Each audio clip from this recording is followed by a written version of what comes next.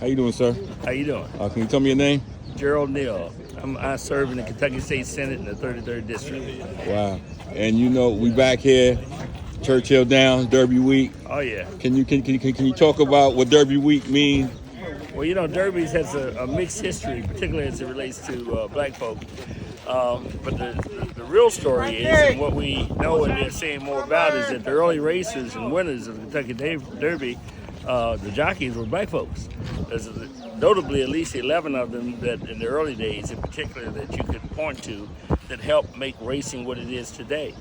Unfortunately, due to our history, and when I say our history, I'm talking about our racial history, those folks have been eclipsed through the years. And therefore, the bounty of what this has produced in terms of wealth and so forth has inured to individuals other than those who actually helped build this. So I'm thinking now that there's more consciousness with respect to that, and I think there's some earnest efforts to try to address that from the Churchill down constabulary. But the fact of the matter is there's a long way to go. Now, having said that, I like horses, and I like racing. And it's quite an affair, to be part of Churchill Downs and other racing experiences. And it's a lot of fun with respect to that. But looming in the back every time is that thought about where are we in relationship to it. So we're always trying to address that.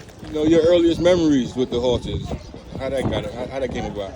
Well, my earliest memories, back in the day, we didn't come to the track, in terms of the black community. We didn't come to the track at all.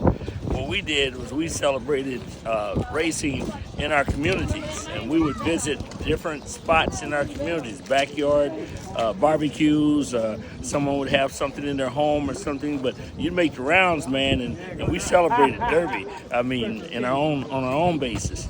And increasingly, more folks began to engage and come out to the track with respect to that.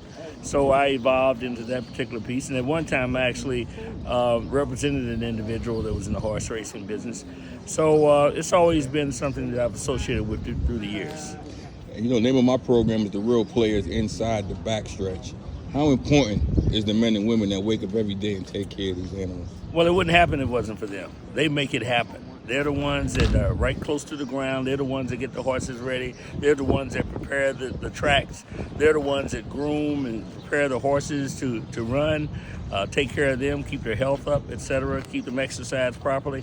I could go on and on and on. That's where the action takes place in terms of what people look at to enjoy each time they come to the races. And in your lifetime, who goes down as your favorite trainer, horse trainer? Dishman, my man Dishman out of Lexington.